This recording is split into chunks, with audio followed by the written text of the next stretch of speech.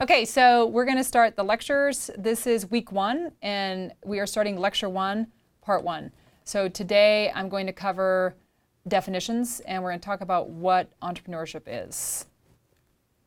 Okay, so entrepreneurship, other than it being a really long, really hard to spell word, which took me several semesters to get into the swing of how to spell it on the board, there are millions of definitions that people have been studying and learning about entrepreneurship since the early 1900s.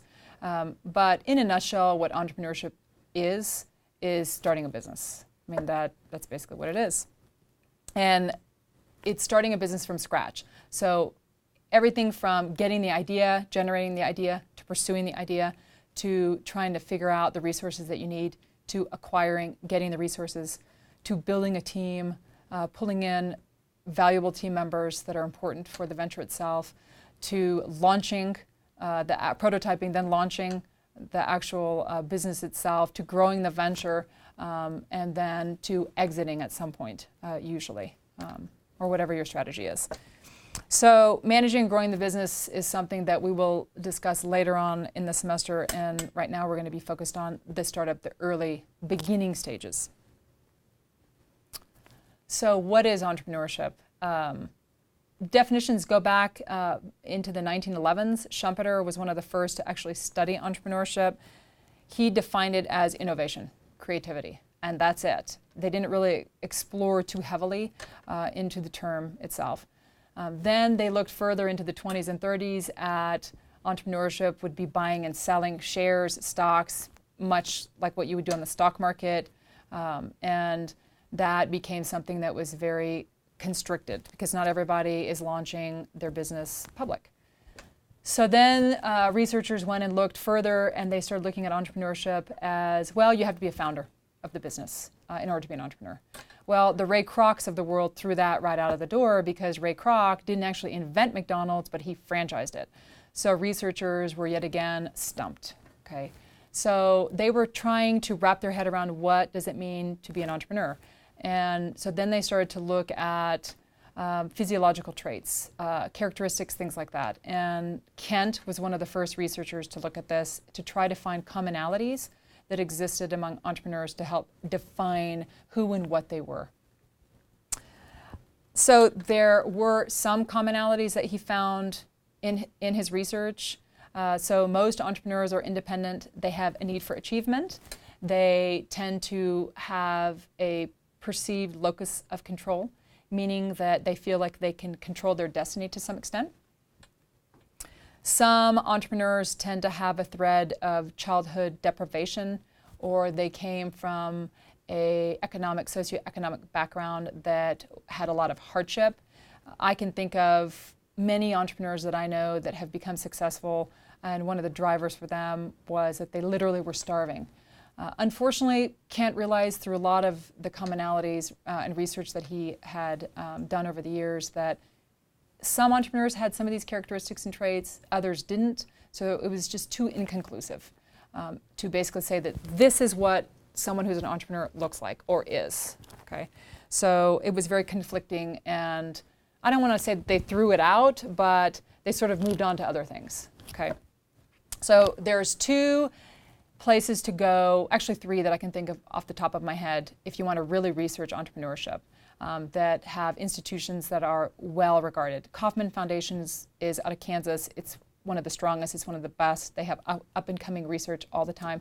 Stanford is probably one of my next favorite picks to go and research and look at, and Harvard. So our textbook is a custom Harvard case-based book, which we've handpicked the cases from Harvard, which you will be reading in the next few weeks. So when I look at some of the definitions, the most recent definitions that we tend to use in the field is Kauffman Foundation's definition and Harvard. So I'm going to start with Kauffman. Kauffman Foundation basically looks at entrepreneurship in 2 ways. One, it's either replicative, or it's blue ocean. So replicative, what I mean by that is a person will go out in the world and they'll look at things that have already been done. So a bar, a microbrewer, great example.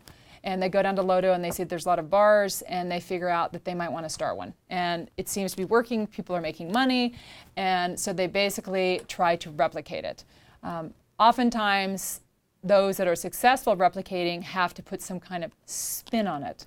So if you look at Uber, it's a company that I'm an angel investor, and it's a company that I have done some investing with in the early years. Uber is a company that started out actually in several large cities and has really gained a lot of recognition and a lot of negative media over the past couple of months and years. But Uber is, in a nutshell, glorified taxi cab sharing and car sharing. And what the owners found was when they were in Boston and they were in New York and some of the major cities like Chicago, they couldn't hail a cab. And so they were frustrated, and they thought, well, why can't we fix this problem? There's a lot of car companies or drivers that have to wait around while their executives are in meetings. So they could pick up, basically contract out work. And so what they thought was, well, we're going to solve the problem to allow people who need a car, they don't want to pay cash, and give them a way to get transported. And so they created an app basically online. You fill out information about yourself, and you can, in a nutshell, hail a driver who will pick up work if they're in the local area. So you would get on the app, and you would tell the location of where you're at, and then Uber would send out, blast out to their network people who are hanging around and don't have a lot of work while they're waiting for executives, or a taxi cab that their idea was a taxi cab that wasn't in use, but that got nixed because of the union problems. Anyway, so what they did was they started the app, and the idea is, I would be on, let's say, 45th and Lexington, and I needed a driver, and I would send my location, and they would text me saying they'd be there in 5 minutes. They would pick me up, give me a bottle of water, drive me to where I needed to go. I would get out of the car, wave to the driver, and I would leave. No money would exchange hands. And then what would happen is they would charge the credit card. I would get a bill, right? Solved a problem. It was easy. It was useful. And that disrupted the system, because now all of a sudden the unions, the cabs, were struggling to compete with Uber, who was gaining traction. And there's a whole nother discussion as to the arguments and things that have had to happen, and litigation that's gone into place, and regulations to try to allow Uber to compete in the space. But the point is you can look at something that is being done and try to put a spin on it to make it better and unique, or you can do something that's never been done before. So replicating, imitating something, or blue ocean, which is the second piece of Kaufman's definition, where you go out and you find ocean that is untouched, that's quiet water, that's beautiful, brilliant blue, and you do something totally radical. So the smartphones would be a great example. The internet, when it first came out in 1994-95, is revolutionary. Usually the blue ocean is something that cost a ton of money, electronic ink, which is what we would use on Kindle. Okay? And it takes a lot of time, energy, lots of funding. Typically a large company like a venture capitalist would fund it, and it will radically change an industry. So when you find blue ocean, you start to create something that's exploding growth. Guess what happens? Replication comes in, right? Because all of a sudden people realize, oh man, there's a lot of money to be found. These people are killing it. And so now we're going to do something similar to them with a spin. And so then again, you go back now to replicating, right? So that's the Kauffman Foundation's definition, repetitive and or blue ocean. Now, the definition that I tend to use in class is based on the Harvard definition. There was a professor called Howard Stevenson. He's still at Harvard. He's a faculty member. He is known as a godfather of entrepreneurship. He was one of the first researchers to research entrepreneurship. And he came up with the definition which we will use in class and you will memorize. And it is the pursuit of opportunity beyond the resources you currently control. Okay, so there's a few parts to the definition. The pursuit. So what does that mean? Get an idea, right? So let's say that you were walking on the beach and you saw that this is actually what happened to me.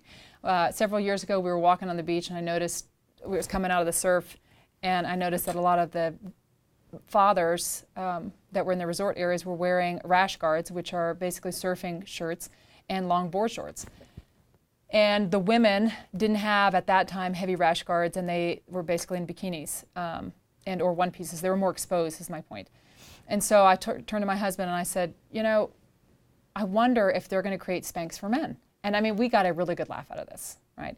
Lo and behold, 6 months later, Spanx for Men comes out, hits Europe, and is killing Europe. The sales are unbelievable. And now if you get onto Spanx, you'll see like a whole line for men to try to help men pull in their guts so that when they're walking around and they're dressed up, that they basically look, in a nutshell, 10 pounds thinner.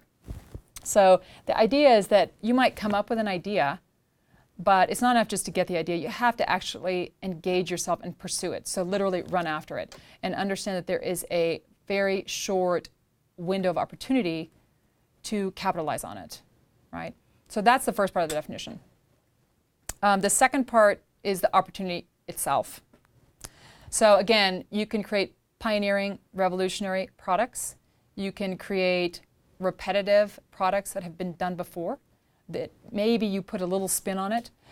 You can create the same products but try to find new customers for those products. So if you look at Vail & Associates, a good example, right? They are known for skiing and to some extent some boarding. What they were finding is that their clientele was starting to dip in the younger generations. And so I was teaching a class at CU Boulder, and we had a group of students that we were trying to get to help work with Vail to try to figure out how to pick up sales with the college age groups. And what we found was that Vail's really expensive. It's a little further drive. There wasn't as much of a nightlife there. They didn't have as good of a board park, and the cost in and of itself was something that sort of kept students out. And was very highly international and very family oriented, which tended to not draw a huge college crowd. And so Vail was trying to figure out a way to target all of their existing products towards the younger generation, towards the youth, and not only college age, but even my children's age. And so they're trying to add in the Xterra games, they're adding in all these different games to try to draw the youth towards Vail, so that now it's becoming, in the hope for them, that it would become something that the students would want to go and spend time during their free time. And then when they have children, guess where they're going to think they're going to go, right? So that's another way that you can look at opportunity, right? And one of the final ways to look at opportunity is creating a cheaper, better version of something that's already out there, right? Which a lot of companies try to do. Some are successful, some are not so successful. Okay, so that's the opportunity piece of the definition. All right, and the final piece is beyond the resource control. So pursuit of opportunity beyond the resources you currently control. So beyond the resources you currently control, meaning you have certain resources that are probably not going to be enough to launch. Money would be the first thing I could think of off the top of my head, and people, right? One of the things that we teach in entrepreneurship is never go at it alone. So you don't want to be a sole founder. You want to have 2 to 4 founders or co-founders is a good mix, because it prevents you from having tunnel vision. You have more funding opportunities, better resources, which all help, especially when you need to delegate and grow and look at certain skill sets. Okay, so mobilizing more resources than what you personally have is something that is vital to the success of a venture. Okay, so that is the most important definition to memorize. Okay, so there's a couple of other things I'm going to talk to you about, which would be lifestyle entrepreneurs and high growth entrepreneurs and necessity entrepreneurs and serial entrepreneurs. So these are all different types of individuals that will go into businesses for various reasons. Okay, so a lifestyle entrepreneur is more of like a mom and pop shop. It is somebody who wants to create a business because they just want to sustain their lifestyle. They're not interested in being super rich. They just want to make a living doing what they love and supporting their family. Okay, that is very different from a high growth venture entrepreneur. Okay, high growth venture is like Bill Gates. It's like Steve Jobs, someone who wanted to dominate the industry. They went in full speed ahead with no stopping. And their whole goal was to kill and squish competition.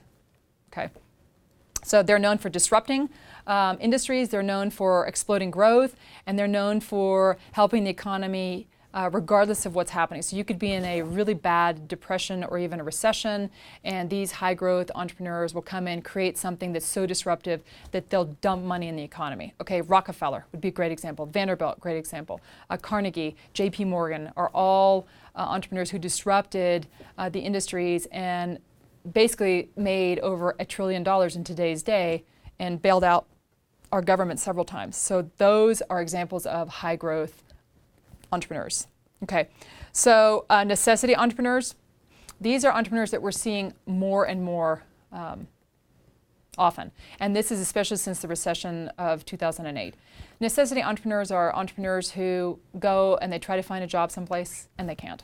And they need money to live and there's no opportunities, and so sort of out of force, necessity out of need, they go and start a business. Some are successful, some are not.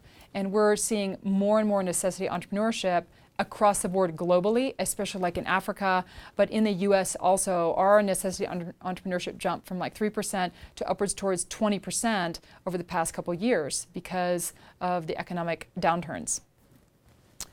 All right, social entrepreneurs. This is something that I'm learning more about because of my kids' company. These are people who they desire to create a business that will help solve some of life's most vexing problems. So it could be anything from hunger to poverty to illiteracy to the water shortage crisis, things like that, energy issues that we might have, right? So they're seeking innovative solutions to solve social problems, okay? And then the final definition we're going to talk about today is a serial entrepreneur, right? Which I guess is me. Usually you'll see a serial entrepreneur as someone who, I guess, kind of gets bored often. They tend to not stick to things long-term, like 20, 30 years. We tend to start businesses and then we either exit out at some point, or we have an exit strategy, or we get bored and something new comes along. You will tend to see a serial entrepreneur own multiple companies. So 2+, 4+, and it's sort of a repeated pattern. Some are successful, some fail. Most serial entrepreneurs are not worried about failure to some extent. They just like the startup culture and they like the speed and the innovation side of it. And once it starts to grow and the sales start to increase, the culture changes in the company and they start looking for a way out to do something, again, new, right? So that is the definitions for the class that I want you to remember and learn and that you will be tested over, and in a nutshell give us the starting point or the foundations of what we're going to talk about from here to come. Okay?